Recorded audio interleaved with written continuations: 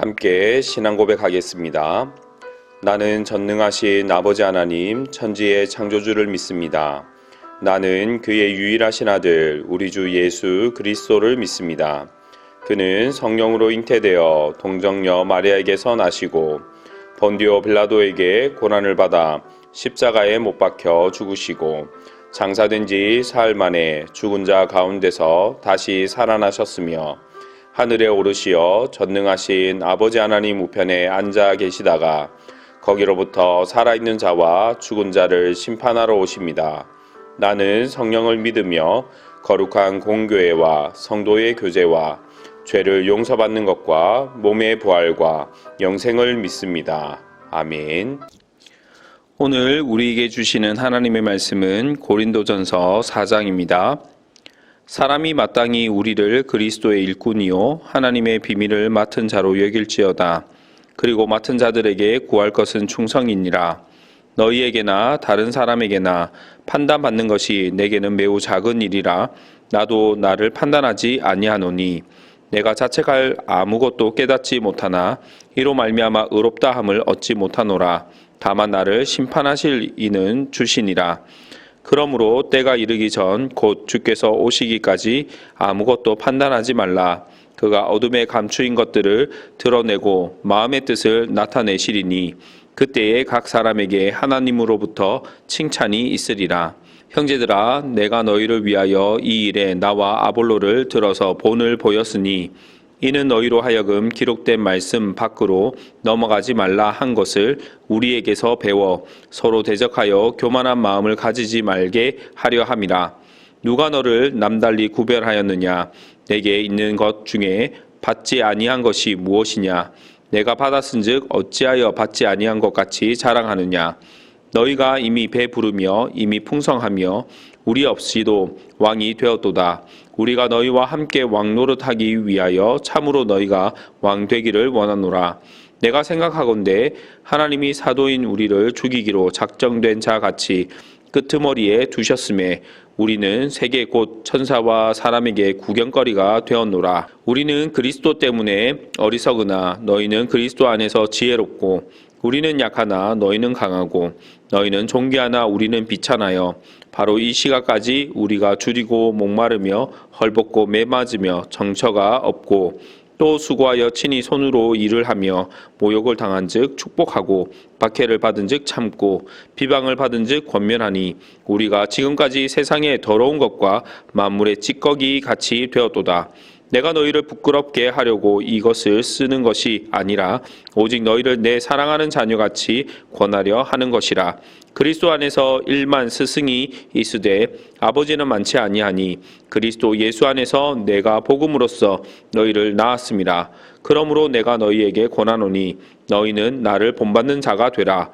이로 말미암아 내가 주 안에서 내 사랑하고 신실한 아들 디모데를 너희에게 보내었으니 그가 너희로 하여금 그리스도 예수 안에서 나의 행사 곧 내가 각처 각 교회에서 가르치는 것을 생각나게 하리라. 어떤 이들은 내가 너희에게 나아가지 아니할 것 같이 스스로 교만하여졌으나 주께서 허락하시면 내가 너희에게 속히 나아가서 교만한 자들의 말이 아니라 오직 그 능력을 알아보겠으니 하나님의 나라는 말에 있지 아니하고 오직 능력에 있음이라. 너희가 무엇을 원하느냐? 내가 매를 가지고 너희에게 나아가랴. 사랑과 온유한 마음으로 나아가랴. 아멘. 고린도전서 4장은 하나님의 비밀을 맡은 성도의 충성스러운 사역을 소개합니다. 1절 말씀을 보시면 사람이 마땅히 우리를 그리스도의 일꾼이요 하나님의 비밀을 맡은 자로 여길지어다 라고 말씀합니다. 사도 바울은 그리스도의 일꾼이고 하나님의 비밀을 맡은 자입니다. 다시 말하면 일꾼으로 그리스도의 명령에 복종해야 하는 사람이고 맡은 자로 하나님의 비밀을 잘 배분해야 하는 자입니다. 하나님의 비밀은 앞장에서 언급된 하나님의 지혜입니다. 하나님의 지혜가 무엇이냐면 복음이죠. 하나님의 비밀을 맡은 자로서 요구되는 자질이 있는데 그것은 충성입니다. 2절 말씀을 보시면 그리고 맡은 자들에게 구할 것은 충성이니라 라고 말씀합니다. 충성은 신실함을 의미합니다. 하나님의 비밀을 맡은 자로서 충성되게 변함없이 하나님의 비밀을 전해 주어야 하는 것이죠. 전도자의 삶을 살다 보면 다른 사람들의 판단을 받게 되고 그 판단에 영향을 받을 때도 있습니다. 신경 쓰입니다. 하지만 하나님의 일꾼은 다른 사람의 판단에 서 있는 사람이 아니라 하나님 앞에 서 있고 하나님의 칭찬을 기대하게 됩니다. 4절 5절 말씀을 보시면 내가 자책할 아무것도 깨닫지 못하나 이로 말미암아 의롭다함을 얻지 못하노라. 다만 나를 심판하실 이는 주시니라. 그러므로 때가 이르기 전 곧 주께서 오시기까지 아무것도 판단하지 말라. 그가 어둠에 감추인 것들을 드러내고 마음의 뜻을 나타내시리니 그때에 각 사람에게 하나님으로부터 칭찬이 있으리라 라고 말씀합니다. 하나님의 일꾼이 조심해야 하는 것 중에 하나가 무엇이냐면 교만입니다. 그리고 교만은 하나님의 말씀을 벗어날 때 나타납니다. 6절 말씀을 보시면 형제들아 내가 너희를 위하여 이 일에 나와 아볼로를 들어서 본을 보였으니 이는 너희로 하여금 기록된 말씀 밖으로 넘어가지 말라 한 것을 우리에게서 배워 서로 대적하여 교만한 마음을 가지지 말게 하려 함이라 라고 말씀합니다. 기록된 말씀은 그 당시의 구약 성경입니다. 교회의 행위는 성경에 의해 한정되어야 하죠. 말씀으로부터 벗어난 모든 것은 무엇이겠습니까? 교만입니다. 그러면 하나님의 비밀을 맡은 성도는 어떻게 살아야 할까요?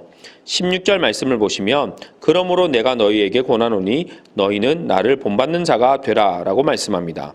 사도 바울을 본받는 자가 되어야 하는 것이죠. 이 말은 사도 바울을 믿음의 대상으로 삼으라는 말이 아닙니다. 십자가의 도를 위하여 위에서 치욕을 견디는 것을 말합니다. 사도 바울은 9절에서 13절까지 십자가의 도를 위해 겪은 고난에 대해 말합니다. 세상의 구경거리가 되고 줄이고 목마르고 헐벗고 매맞고 머물 집이 없고 비방받고 쓰레기 취급을 받습니다.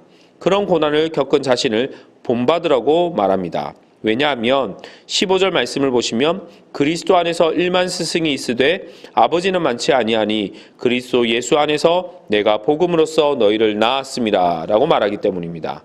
복음으로 고린도 교회를 낳았기 때문입니다. 자식이 아버지를 닮는 것이 당연하듯이 복음을 위해 어떤 치욕도 인내하는 아버지를 닮아 하나님의 일꾼의 모습으로 성장하는 것은 당연한 것입니다. 그렇다면 하나님의 일꾼으로 성장해야 하는 교회가 그렇지 못했을 때 그리고 다시 하나님의 일꾼으로 성장하기 원할 때 어떻게 해야 할까요? 17절 말씀을 보시면 이로 말미암아 내가 주 안에서 내 사랑하고 신실한 아들 디모데를 너희에게 보내었으니 그가 너희로 하여금 그리스도 예수 안에서 나의 행사 곧 내가 각처 각 교회에서 가르치는 것을 생각나게 하리라 라고 말씀합니다. 하나님의 말씀으로 돌아가야 하는 것이죠. 배운 하나님의 말씀을 다시 생각나게 해야 하는 것입니다. 세상이 하나님의 말씀을 잃어버렸다면 그 말씀을 다시 생각나게 하는 것이 교회가 되어야 합니다. 주 안에서 말씀을 듣는 성도 여러분, 교회는 하나님의 비밀인 복음을 맡은 자들입니다. 교회는 복음을 맡은 하나님의 일꾼으로 충성되어야 하며 교만하지 말아야 하고 그리스도의 십자가를 전하기 위한 어떤 상황도 견딜 수 있게 성장해야 합니다. 하지만 때때로 넘어질 때가 있습니다. 쓰러질 때가 있습니다. 그럴 때 교회는 다른 방법을 찾는 것이 아니라 다시 복음 앞에, 다시 말씀 앞에 돌아서야 합니다. 그리고 다시 일어서서 하나님의 일꾼으로서의 삶을 살아야 합니다. 하나님의 일꾼으로 충성되이 복음의 일꾼의 역할을 감당하는 저와 여러분이 되기를 바랍니다. 언제 어디에서나 복음을 전하는 저와 여러분이 되기를 주님의 이름으로 축복합니다. 아멘. 이 시간 합심해서 기도하도록 하겠습니다. 주신 말씀을 붙드시고 기도하시고 교회를 위해서 기도하실 때 바른 신앙 고백과 실천적인 신앙의 반석 위에 세운 교회가 될 수 있도록 세상 속의 교회로 소금과 빛이 되는 한 해가 될 수 있도록 기도해 주시길 바랍니다. 영과 진리로 예배하는 예배자들을 가득 채워주시도록 담임 목사님의 말씀의 사역에 성령의 나타남과 능력이 있게 하셔서 선포되는 말씀을 통해 구원과 치유와 회복의 역사가 있도록 기도해 주시길 바랍니다. 코로나19 종식과 회복을 위해서 기도해 주시길 바랍니다. 오늘은 토요일입니다. 영아부를 위해서 기도해 주시고 새 가족들을 위해서 기도해 주시고 주일 예배와 성도들을 위해서 그리고 각자의 개인의 기도의 제목을 가지고 기도하도록 하겠습니다. 기도하겠습니다.